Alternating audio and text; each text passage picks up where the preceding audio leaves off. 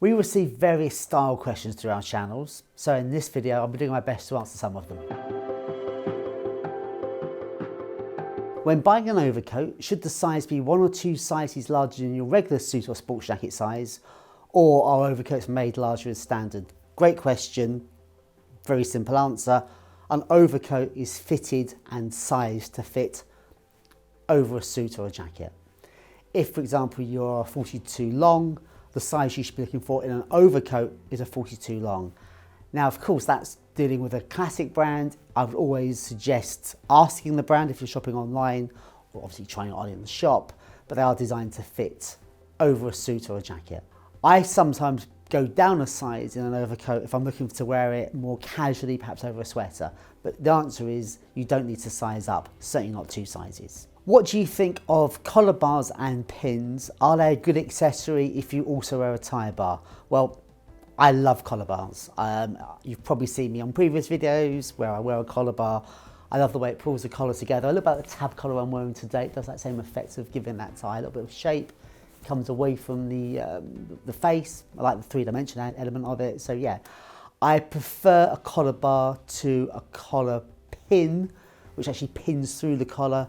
My collars don't have are quite thick and they sort of damage the shirt. I know people say on the old-fashioned collars it didn't damage them, but I like a collar bar over a collar pin.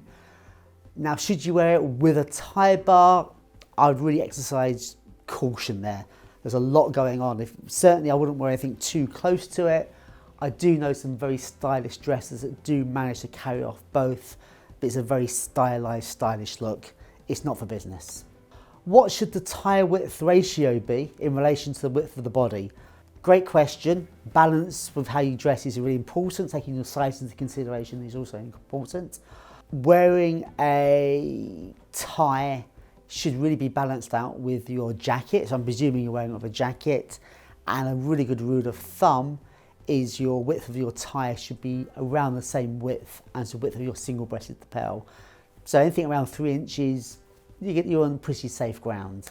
But then looking at your build, that's a really good point. If you're very broad, you should avoid very slim lapels and go for a wide lapel. If you're very slim, be aware that wide lapels will look wide on you, and you want to balance your tie, your lapel and your body fit. So great question. Is it acceptable to show no cuff on a sports coat? Okay, interesting question. I generally wear my sports coats, my sports jackets and blazers in the same way as my suits jacket. So I have a very similar fit, similar style, similar length, and I like to show cuff. However, with a sports jacket, sports coat, I might decide to wear it with knitwear, I might decide to wear it over a polo shirt, so showing cuff is less relevant. I guess if I was looking to get a sports jacket to wear outside, maybe a heavier tweed, I can see the benefit of having a slightly longer jacket sleeve and showing cuff is less important. I've just bought a double-breasted blazer. It is a linen, silk and wool blend. It creases slightly after wear. How should I steam or press this? Okay, great question.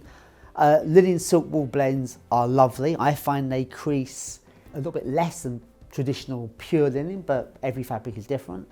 And I think you've answered your own question. You should steam it rather than press it. If you want to press it, take it to a professional dry cleaners who can steam press it and put the shape back in. But for your own in-between wears, keeping it nicely shaped, a light steam either with a steamer or hanging up in the shower room, and this is light steaming, will help with revive the shape. I have a blue Bengal striped shirt with a button-down collar and single cuffs.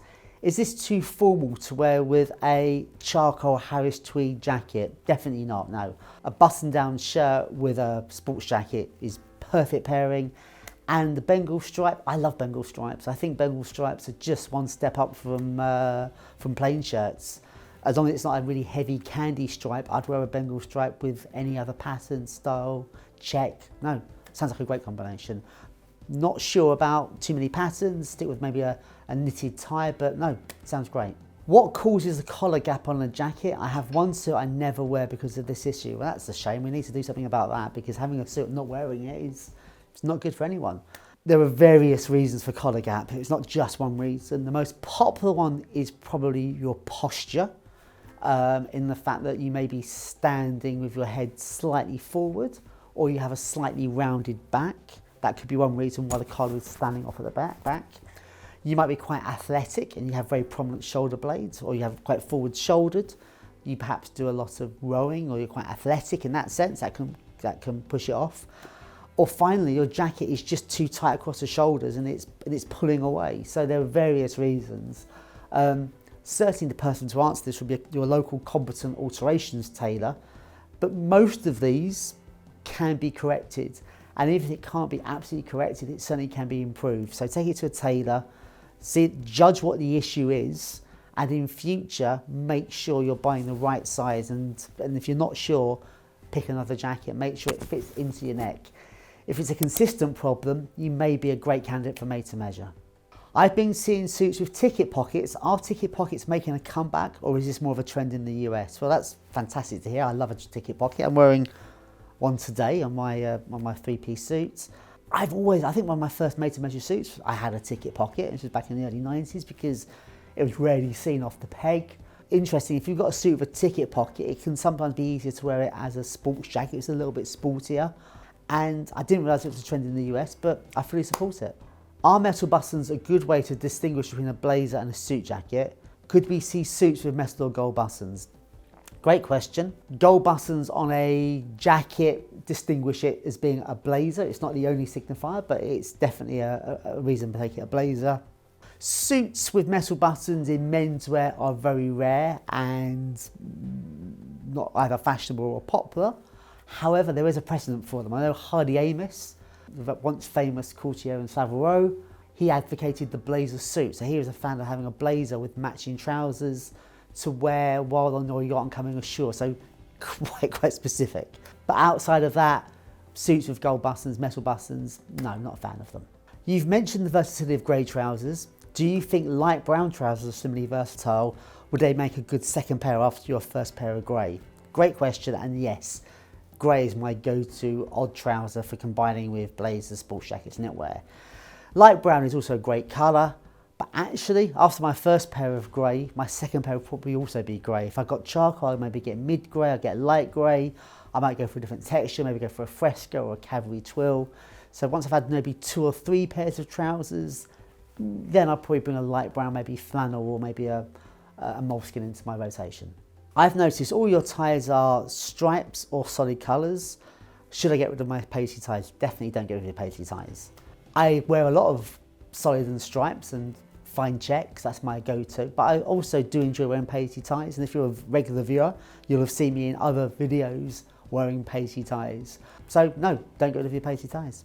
Would a wool linen blend offer benefits for both warmer weather and some wrinkle resistance? Would it be more suitable for spring and summer? Well, yeah, definitely. I think anything with linen blend in it is more for spring and summer than a winter fabric, generally speaking. Yeah, wool linen, by putting wool wosteds with linen, it does give it a bit more resilience. So it would have better shape recovery, but then the benefits of the coolness and the breathability of linen. So yeah, I'd say that. A fabric I really like and you should look out for is wool silk linen blends. I think when you put the 3 cloths together, you get the best of both. You get the coolness of the linen, the resilience of the wool, and that slight sort of nice drape of the silk. So that's a fabric I'd recommend. What is the difference between a denim shirt and a chambray shirt? Great question. Denim and chambray are very similar. The simple answer is that denim is a twill and chambray is a plain weave. Simple as that. If you look at denim, the word denim, it comes from serge denim. Serge is another word for twill. It came from Nimes in France. So we get serge denim is a twill, chambray is a plain weave. So to clarify what that means is that a twill is like a diagonal weave. So if you look at your jeans, you'll notice a very subtle line in them. And a chambray is a plain weave. Plain weave is just like a hop sack, just an even warp and weft design. What do you think about wearing a 2-button peak lapel jacket without a tie? What about a 2-button peak lapel jacket with patch pockets? Okay, good question. I'm guessing this is a sports jacket and not a suit jacket, so I'll take that as the basis of this question. I think I've talked about before how to wear an open neck shirt. There'll be a link to that video right here.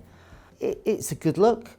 Obviously having patch pockets makes it look a little bit sportier, maybe. But yeah, no, definitely. But probably you look better wearing a tie.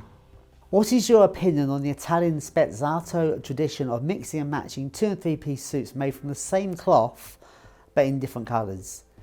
Okay, well, I'm guessing what this is going to look like. I'm not aware of this Passatto tradition. It's one that's missed me. I don't think I like the sound of it. I'm a big fan of mixing and matching tailoring. I think if you can get a suit jacket and put it with flannels or cream gabardines, or you can wear your suit trousers casually, big fan of that, get great use out of your suits.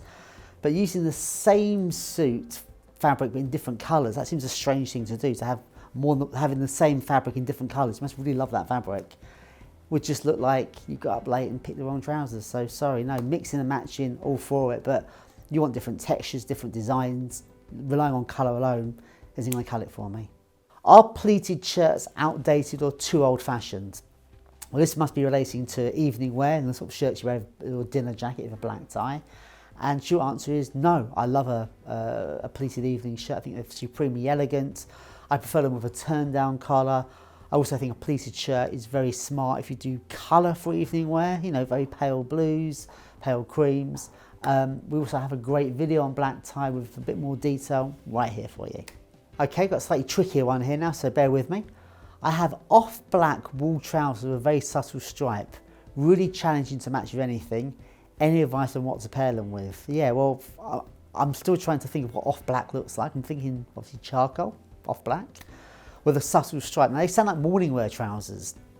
So of course, if you go to a morning dress occasion, maybe with a black tailcoat, that's your answer, but that's quite a specific answer, so I don't think you'll let me get away with that. Tricky, depends on the texture, but I would suggest I wouldn't try to pair them with a jacket, because I think striped trousers with a plain jacket can look odd. Probably wear them casually, maybe just try them with maybe keep it monochromatic, maybe like a charcoal cashmere roll neck in the winter with some Chelsea boots. There's my answer. I would like a travel suit. What fabric should I ask for my tailor to get a good one? Okay, great question. Asking for a travel suit, your tailor should know. If he's a good tailor, he should have some recommendations. But the choices are really between the old-fashioned cloths and the more modern technical fabrics, and that's a choice for you to decide and to discuss with your tailor on the cut. Traditionally, you're looking at things like a fresco, which is quite a heavy, coarse, pure wool, sometimes mixed with mohair. Can be a bit stiff, but looks really, really sharp and very durable. On the modern side, you get very lightweight cloths with lots of modern properties. You can get water resistance, they can be antibacterial, a little bit easy and a bit lighter weight. So it depends on what you want from a travel suit. But the things to look for would be things like fresco, high twist. I still prefer pure wools, but on some of the lighter ones, and you're happy with it, some man-made fibres do give the fabric some more extra properties. So it's really what you're looking for. Do you have a video explaining what trousers to wear with a navy sports jacket? Or I don't think we've done an out-and-out specific video just on the trousers, but there's an excellent video on 12 different ways to style a navy jacket, link to it right here. And we'll probably do more trouser content in the upcoming months, so stay subscribed to get that video. If I were wearing a midnight blue tuxedo, could I wear midnight blue cummerbunds, or should I stick with the usual black? Great question, very important question, and the answer here lies on your lapel, not the fabric of the jacket. Your cummerbund should match the colour of your lapel. So if you, like me, prefer a black grosgrain or satin lapel on your dinner jacket, your cummerbund should be in complementary fabric. If it's a tonal navy, dark blue, the cummerbund follows suit, and goes without saying, it matches your bow tie.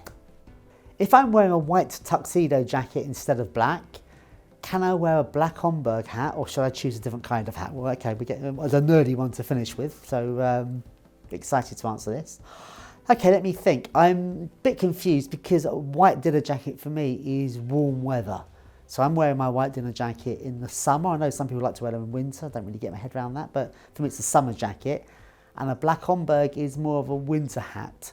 So I can't imagine the weather and the climate to wear a black hat with a white dinner jacket. I expect there's some 1930s fashion illustration that puts me wrong, but I don't see a black hat and a white dinner jacket going at all. If you wanted to wear a hat in the summer, and I have seen this at Glyndebourne, is you wear your Panama, or perhaps you wear a straw bow tie, and more of a summer hat would complement a white dinner jacket better than a black Homburg.